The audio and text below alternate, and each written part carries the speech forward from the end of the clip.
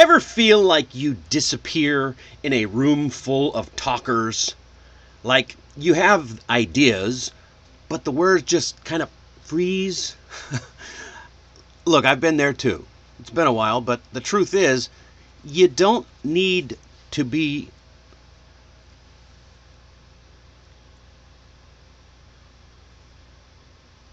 Uh-oh, we've got technical difficulties.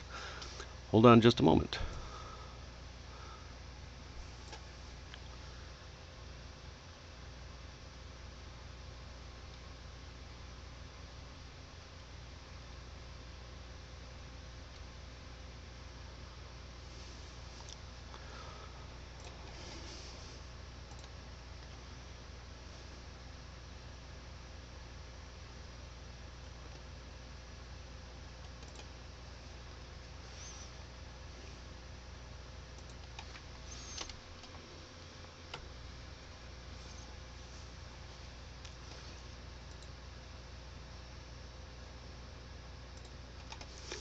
Okay, well, we're back.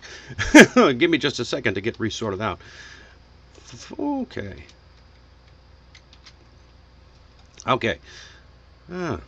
So, as I was saying, before we were so rudely interrupted, you don't need to be the loudest voice in the room to be heard. You just need a strategy. And here is one powerful trick you can try. Try the drop and comment move. Here's how it works. You say something simple, like, I just started working here and I'm still figuring things out. There's your comment. Then add a quick thought. Everyone's been really helpful though. Boom. And now you've just opened a conversation without pressure. You gave the other person something easy to respond to. Being shy doesn't mean that you're bad at conversation. It means that you need tools that match your style. Like this bow tie. It's quiet, subtle, but once it's tied right, it stands out. So, tie in, because tonight we're learning how to speak up without shouting. And be sure to stick around for the Mastery Minute. I'll share an idiom with you that proves your quiet voice might be your greatest strength. And if you've ever wondered how to ask a question that doesn't feel awkward or forced, drop it in the chat. I'll answer a few questions live at the end of the show. Let's dive into it. Let me tell you about Liam. He moved from Taiwan to Toronto for work. And he's great at his job, always on time. But after 6 months, his manager said, you need to be more visible. Speak up more. The truth is, Liam wasn't lazy or uninterested. He was just shy, especially in English. So we worked on a few simple strategies. Not big, scary changes, just small, intentional habits that helped him feel ready to speak. And within weeks, he was participating more, even leading short discussions. And guess what? 3 months later, he got promoted. So, what changed? He didn't become loud. He just found ways to make his voice heard without shouting. So let's talk about how you can do the same. If you are shy, especially in a second language, speaking up can feel like climbing a mountain in flip-flops. Pretty uncomfortable and difficult. But it doesn't have to be. Let me share 5 conversation habits for quiet professionals who want to connect more without pretending to be someone that they're not. All right? Here we go. Habit number 1. Start with a smile. Before you say anything, your face speaks for you. A smile shows openness. It invites connection before words even arrive. All right.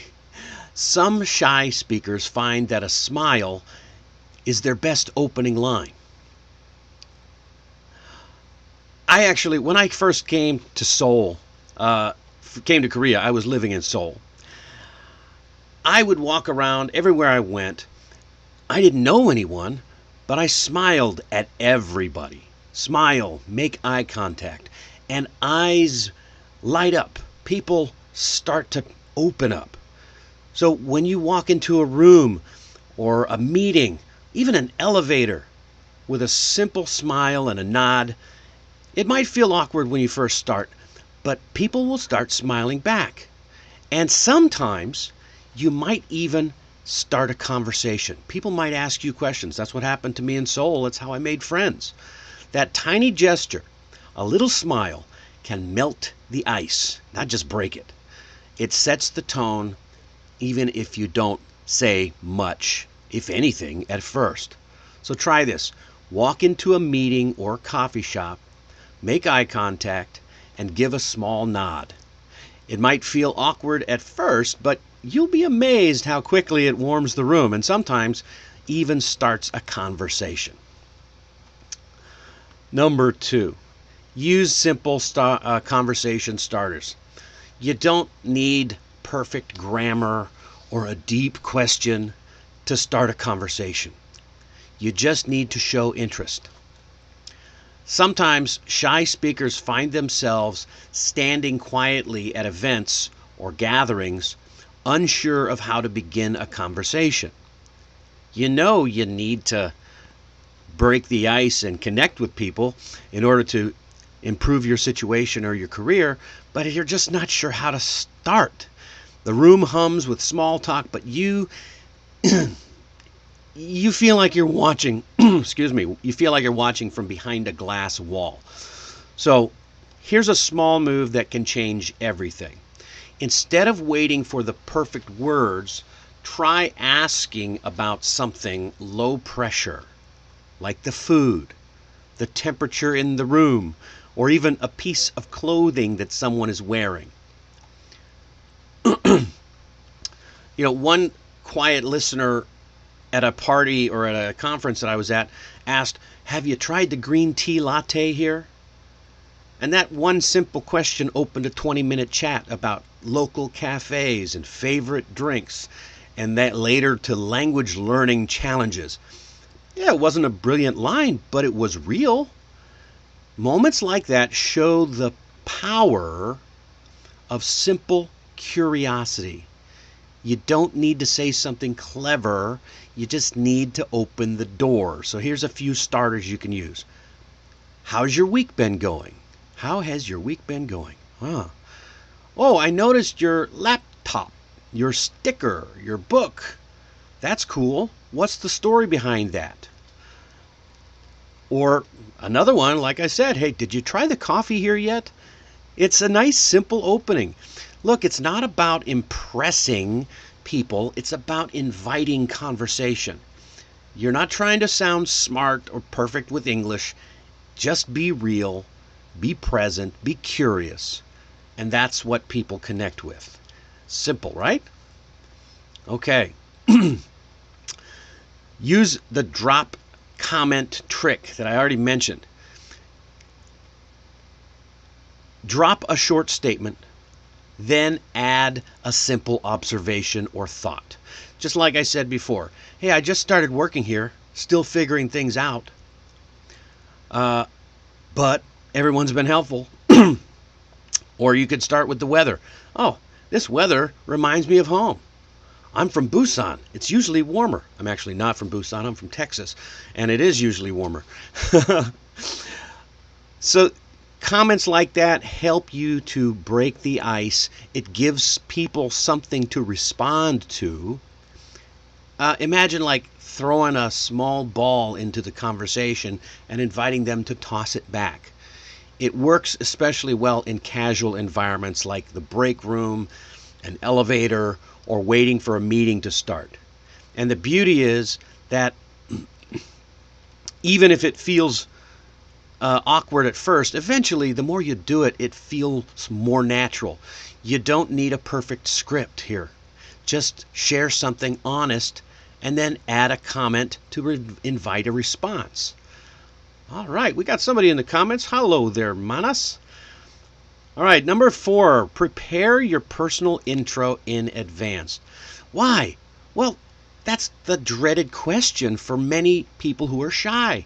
The question is, so what do you do? Or where are you from? Well, the best way to handle that, because you know you're going to get it, is prepare your answer in advance. Write it down. Practice it aloud while you're alone. Then when you get that question, you won't be caught off guard. So it's much easier to have it prepared in advance. So you could try something like, "Hi, I'm Lena. I work in the finance team, mostly handling reports and budget. I moved here from Jakarta last year." Okay, those little bits of information are simple, right? It's short, it's clear, it includes a small personal detail, and that little hook, that little piece of information makes it easier for the listener to ask follow-up questions or remember you later. You could even add a hobby or something to introduce yourself. It helps a lot. So when you're shy, a prepared intro is like your safety net. You don't need to wing it or improvise. You just need to say it with ease. And it gets easier with repetition. All right, number 5. We're moving along here. Number 5. I want you to realize people love talking about themselves. So the final tip is ask follow-up questions. It's a real skill, and it transforms small talk into real talk. Follow-up questions are your secret weapon. They show interest. They keep the conversation going and shift attention away from yourself, which is a real big win for shy speakers. You don't want to be talking. Let the other people talk. Try, say someone mentions a recent trip or something that they did recently. You could say, "Oh, really? How did that happen?"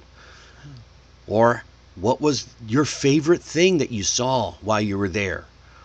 Or, "That's interesting. Why do you think that is?" You don't have to come up with something clever. You just have to be curious. Okay? Like I said, people love talking about themselves.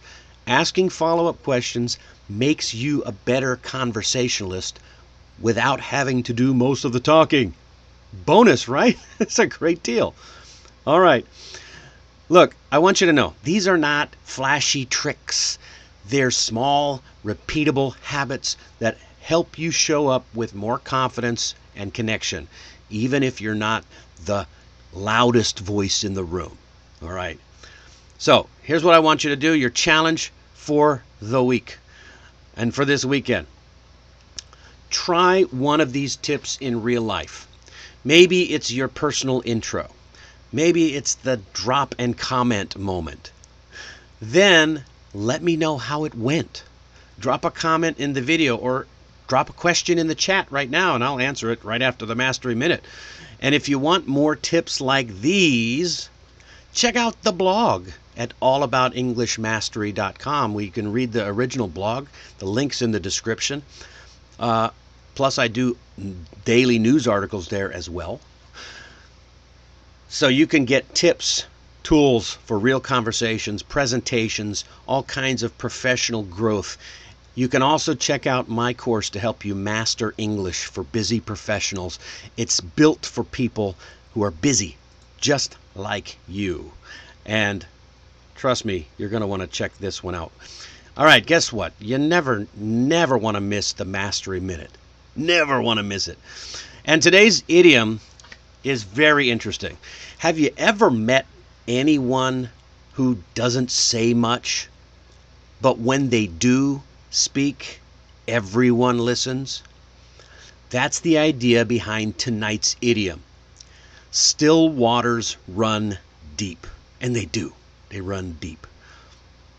Oh, excuse me. What it means is that quiet people often have rich, deep thoughts, emotions, and perspectives, just like a lake that looks calm on the surface but is incredibly deep underneath. The phrase actually comes from an old Latin proverb that is too hard for me to say, so I'll just translate it, say that it translates to the deepest rivers flow with the least sound. So over time, that idea made its way into English as the idiom that we know today. It reflects the belief that quiet people often carry deep thoughts, deep strength, and a lot of insight beneath the surface that you can't necessarily see. So if you're the quiet one in the room, don't see it as a flaw. See it as a focus. Because when you speak with intention, people will listen. Still waters run deep. And that is your Mastery Minute. And that's a wrap for episode 42. We've looked at 5 ways shy speakers can feel more confident and connect more naturally in English. Because remember that you don't have to be loud to be heard. You just have to be real and take the next step. Speaking of next time on Monday, we are diving into persuasive communication. How to get people to actually listen, remember, and say yes. And we'll cover some simple language shifts that make you sound more confident and convincing in English. You don't want to miss it. You're going to love it. And one last thing. If today helped you out, if you got anything from this, I want you to hit the subscribe button, hit the like, drop a comment, and share it with a friend who could use a little encouragement. And I will see you on Monday night at 9:30 p.m. Korea Standard Time. If you're anywhere else, you'll have to figure that one out yourself.